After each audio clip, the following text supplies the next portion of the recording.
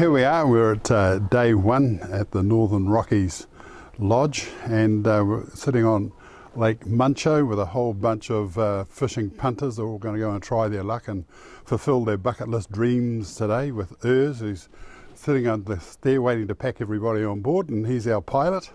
Been doing this for a very, very long time. And so we feel safe, and that's all you need to do when you're flying about in an aeroplane in the middle of the Rockies. But what we're going to do is we'll jump on board, and Urs will take us to a lake, and we'll go see what's living in the lake and see if we can catch it. So sit back, relax, and enjoy another adventure on the Billy Ho Show.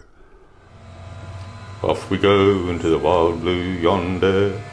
And it's Urs firing her up, and he's been doing it a long time, Captain. He's been up there for, I think it's like 30 years he's been flying around up there. 5 months a year he does it. Yeah.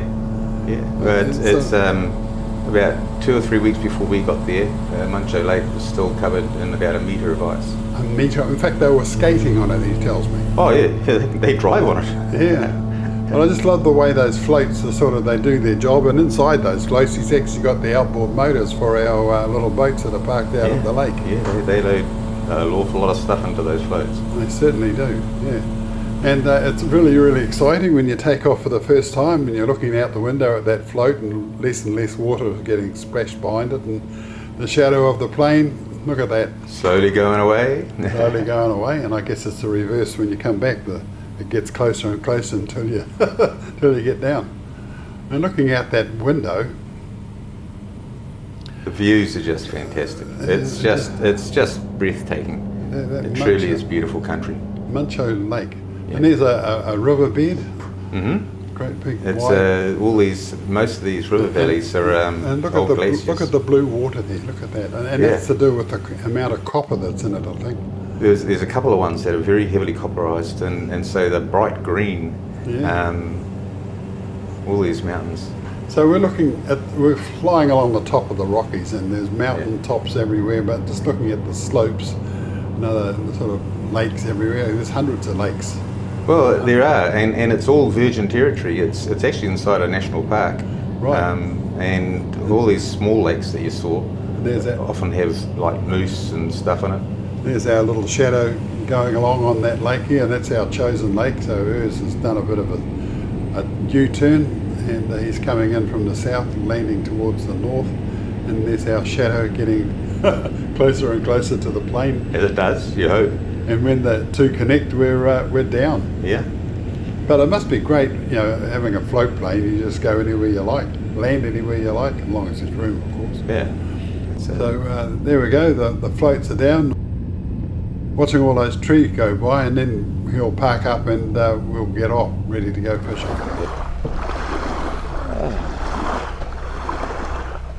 But what a great flight in, going through those mountains and looking up at the peaks. That's amazing. Normally you're looking down on top of them, but looking up at them, coming down, it was just absolutely mind-boggling. Woohoo! Even the captain enjoyed it. Where we are, there's a couple of little cabins, and if you come up here, Urs can fly you in here, and you can spend a couple of 3 days or a week, or as long as you like, living in the wilderness. There's no way in and no way out apart from an aeroplane. And there's canoes, barbecues, dinghies, spare wood to keep the fire going because it's pretty cold up here. And there's enough here to keep you entertained for a week. And they bring in supplies as required. Excellent. The captain and I are out on this beautiful lake. The wind's dropped, it's just lovely. And I'm going to troll our lures along and just see what's in here. As I said, it's got pike in it, but these little dinghies are what you float around in this lake in, and they do the job. With any luck, we should pick up a lake trout too. Excellent news, Captain.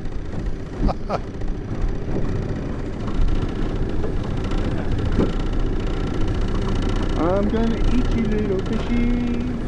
I'm gonna eat you, little fishy.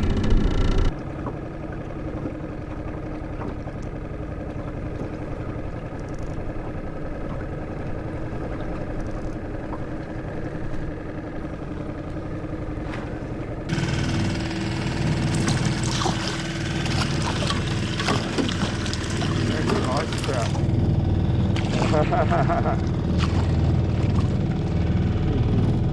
Tell you what, that's a really nice size, very nice size lake trout. Beautiful colours, looks like it's in sporting colours. Beautiful fish.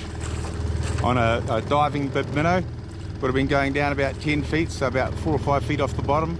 Just got smashed. Beautiful.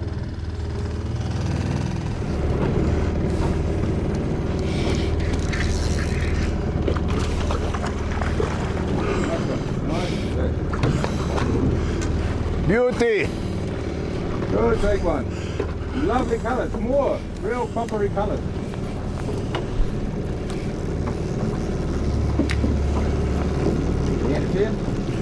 Yeah, I'll just get a photo, Captain. Nice. Look at that. Beautiful.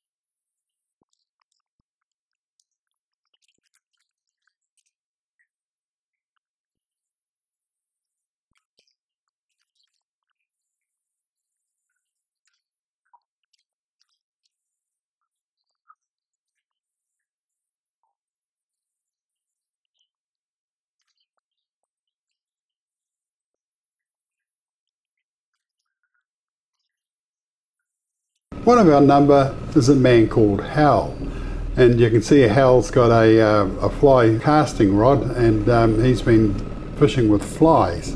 And although he's not having as much luck as we are with our lures, he seems to be doing all right, and he's just landed a beautiful lake trout, and he's very, very happy with that, and so he should be. I'm glad Hal's been working hard to get that. You can do, I mean, fly fishing is great. It's, I enjoy trout fishing at home.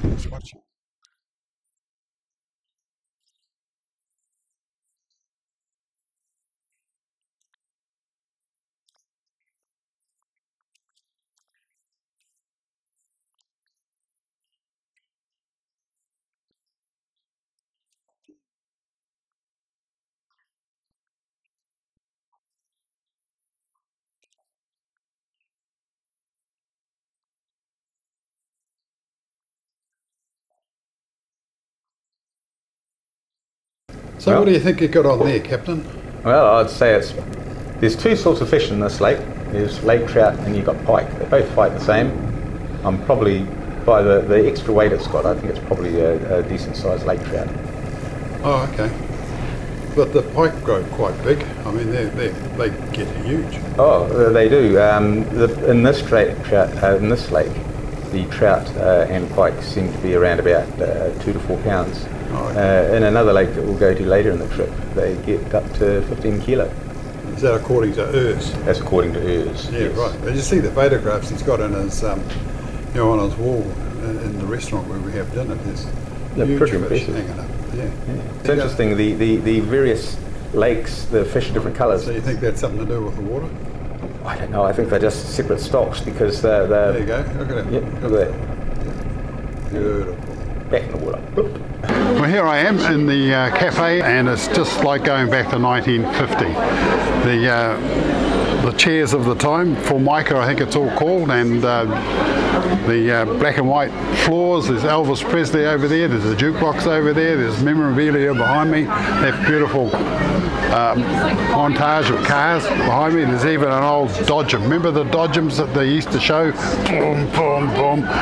Wonderful. And I'm having a big breakfast. It's bacon and eggs. And so if you come here with your group to have a look at the museum, you can sit down and have a wonderful meal before you even start. So look at that. Bacon and eggs, sausages, tomatoes, toast, mushrooms, the whole 9 yards. And a cup of tea to wash it all down. So there you go. When you come here, come in and have a meal first and then enjoy yourself in the museum.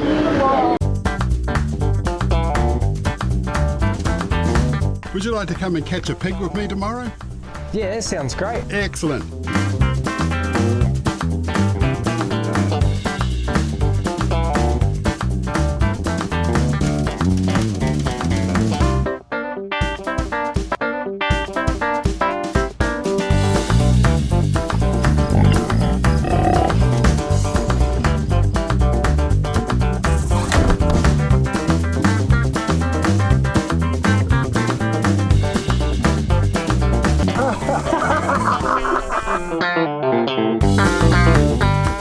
We're about to set off and capture some fish. That way. Well, here's hoping. Oh, that's a bit better. Any better now? That's a little bit better.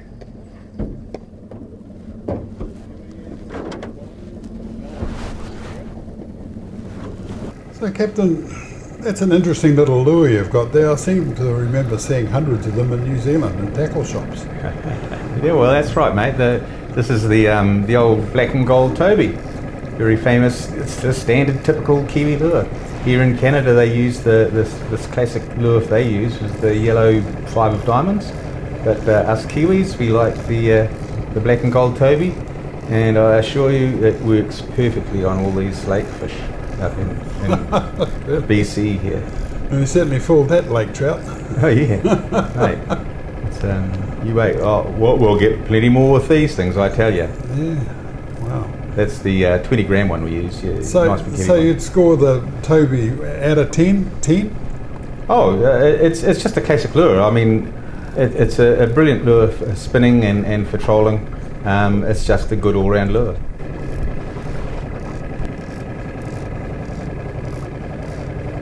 This is Brad and Greg. There are a couple of great guys from Ontario that were in our team. They caught way more fish than us. They were much better fishermen, but they were terribly naive and not sneaky enough for a Kiwi fisher. I'd get back to the dock and I'd say, "How many fish did you get?" And they'd go, "Oh, we got 17." And I'd say, "Oh, mate, you did really well, but we got 18. And they'd be crestfallen. And then I'd say, "What was your biggest fish?" And they go, "Oh, 6 pounds." I say, "Oh, mate, that's really good. It's almost as good as the 7 or 8 pounder that we got." And they'd be shattered.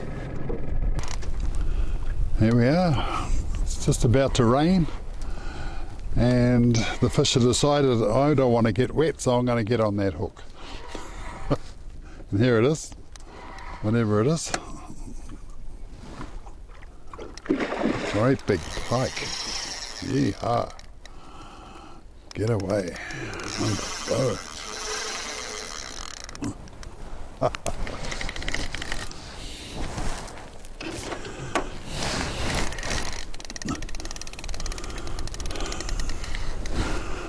Coming back.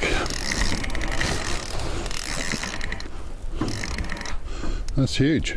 Look at the size of that. Wow. Look at that, folks.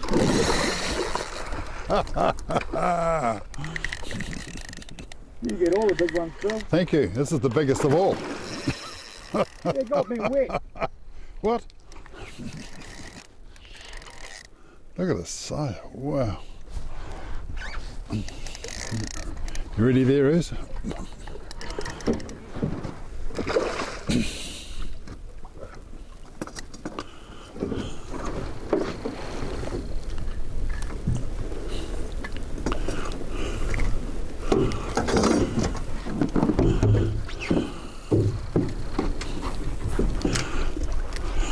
Well done. And there it goes, swimming away. Wondering what the heck was that? Last time I'm going to eat one of those. That's it, there you go. Elbows. Early up. Got him. There you go. Got him? Excellent. Yeah, I got lots. Hang on. There you go. Beautiful. Sweet. Have a release. Oh, come on, fella. Oh, and off you go. Woohoo! Thank you, Skipper. Can we go home now? Northern Rockies Lodge, folks. Come out to Airplane Lake, big barracuda, big pike. There you go. Was it Here's is the man. That was a good fish. I felt every ounce of your muscles shaking as well, holding up my. I agree. It was at least 65 pounds. Yes. No, see, he's not I arguing. I think it was an honest 30 pound. 30 pound. That's I'll no take. fisherman's story. That's what it's true. You know, I stand behind him. If you don't believe it, you're going to get him again. Yeah. I'll take a 30 pound pike any day, mate. 30 pound pike is pretty good. The Rockies stretch from just about here, I suppose, all the way down to Mexico, which is a huge range, and there's thousands of lakes in amongst all of that, I'm sure. But the scenery here is absolutely magnificent, and if you get a bit further on, you can see the snow on the mountains. And as you fly through these mountains, you're looking up at these great big huge precipices, tops of mountains, and it's absolutely impressive. Looking down into the valleys with all the streams and rivers and lakes. Moose. Amazing. And there's moose, there's Beavers. beaver, Porcupines.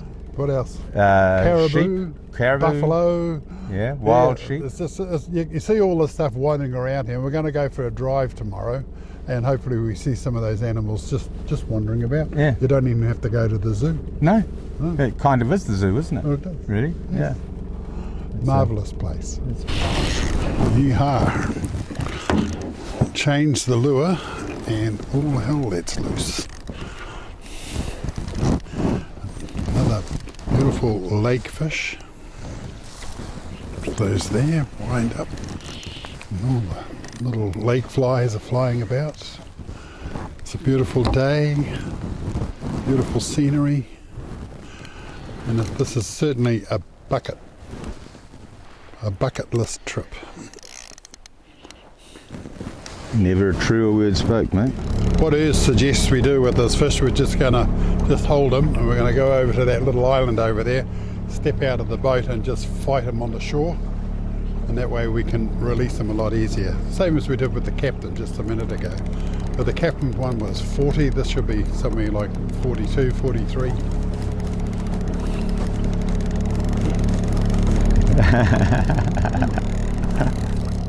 And this great big log of a fish will focus. There it is. Look at that.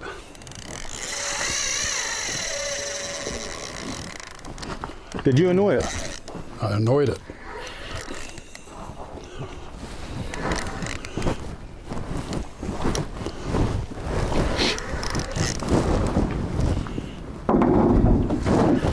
Here comes again.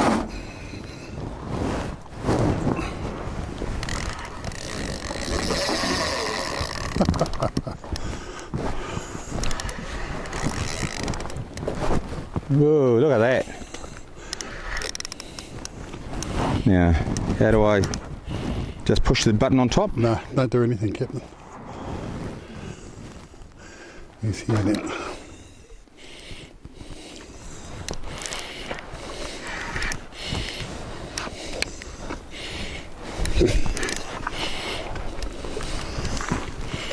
And there he is. Look at that. And we'll have a look at those teeth, folks, while we're here. 3 feet. No, 37 inches. 37 inches. And they say he's got teeth. I can see one sticking out there. Yes. Can you just hold this, please, mate? Yeah, away he goes. Damn it. Ah. Thanks. Well done. Oh, did you take the Congratulations. Good for you.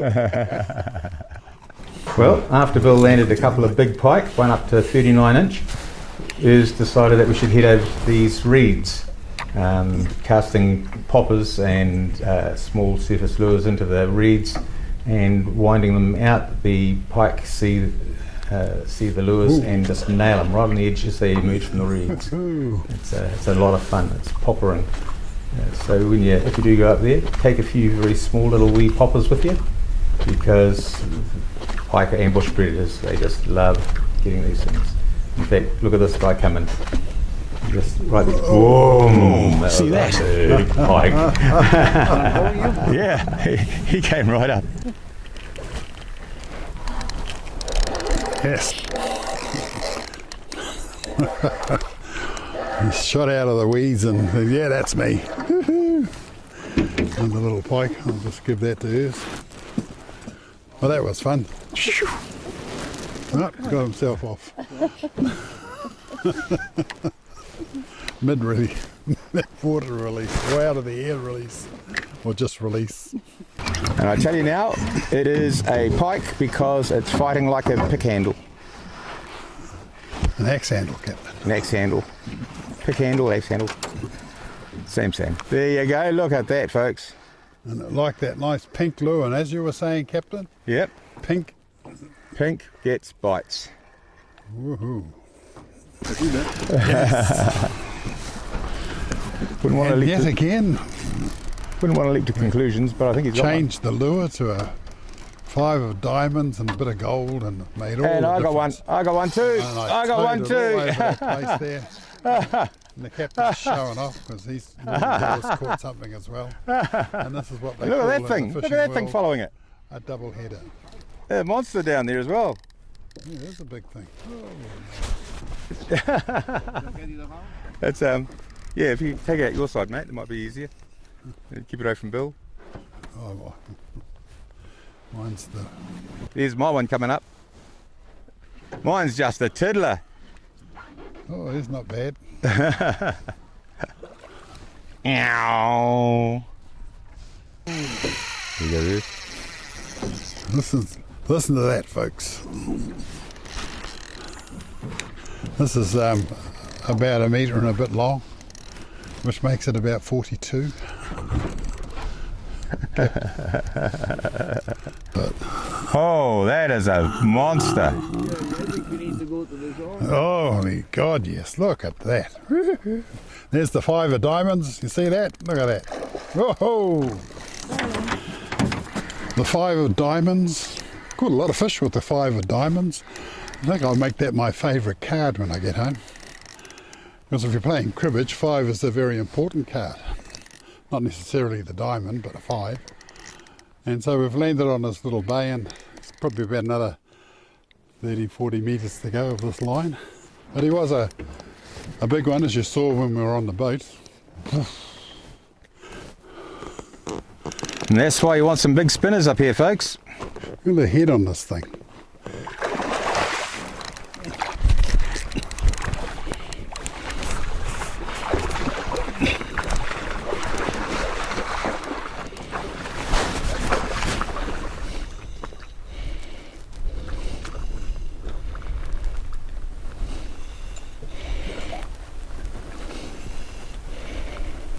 $39. The friendship is holding. Oh, mate, sorry, Bill. Well, I would have thought it was bigger than that, mate. I thought it was bigger than mine. I think it's certainly a fatter fish. Let him go. Yeah. Well done, mate. Well, I've come into the museum now, and just looking around, there's all sorts of cars from the 50s and 60s, 30s. There's a couple of 20s in here even, and it's a magnificent collection. So there's lots and lots of stuff in this museum for you to look at, lots and lots of stuff that's going to take you right back to the day. And if you're new, well, there's lots of stuff here about New Zealand history. So if you come here, you're coming to Railside Place, which is off Rifle Range Road in Hamilton. Certainly worth a look if you belong to a car club or some sort of a club and you want a place to go. This is the place to come, and you can start off with a meal in the cafe. Come and have a look, enjoy yourselves. I absolutely recommend it. To get here, in the first place, you book your holiday and then fly to Vancouver from wherever, and maybe stay in a hotel or something. A courier or a van will come and pick you up, and there's another airport about half an hour away from the main airport here in Vancouver. And you have a plane called a King Air, which is a small passenger plane, and that'll fly you and your friends and everybody else up to a place called Fort Nelson, lands, and we all climb out. All our luggage is put into a van, and it's about a 3-hour drive from Fort Nelson to here. To the lodge, correct. And along the way, it's sort of lovely roads. It's absolutely stunning roads up here. It leaves New Zealand roads for absolute dead. But anyway, it's a lovely, lovely drive, and you climb up, and they go through rocky patches, and there's those goats with the roundy horns. This is sort of looking at you go by. Then down the other side, and when you arrive at Muncho Lake, it's just this enormous lake. It just sort of comes into view. Wow. Everything up here, I have to say, has got that wow, look at that factor about it. And so when you get here, Urs and his team will put all your luggage in your cabin, and you can go and relax for the rest of the afternoon. Just over there in the corner of this big building, there's a little section set aside for Urs and his guests. So that's where you'll have your meals, and as I said, the meals are provided, breakfast, lunch. Of course, you're not here for lunch most times, and they take a lunch with you. In 2019, our man here got a big fry pan out, a little rock, light a fire, put the fry pan on, and the fish you caught that morning's filleted, and you're having fresh fish for lunch. Beautiful. So then if you pack up, you have an afternoon fish, you're back here about 6, and then you're over to that corner again for having a dinner, and then it's a post-mortem of the day, and then we'll go to bed and do it all again the next day. Urs, can't wait. Sounds great. Thanks a lot, Bill. Thank you. Well, we came for 7 days. We took a drive to see if we could find some wildlife. Well, first up is a herd of bison, and there's about 15 odd animals in this herd as they wander along the side of the road. Then we hoped we'd spot a bear, and guess what? We did. A very cute little bear, which turned out to be a black bear rather than a grizzly, except he was brown. And we had a bit of fun with him. He was a very cute little thing, but you wouldn't want to get too close to him, that's for sure. I can give him a cuddle. No. You hop out, Bill.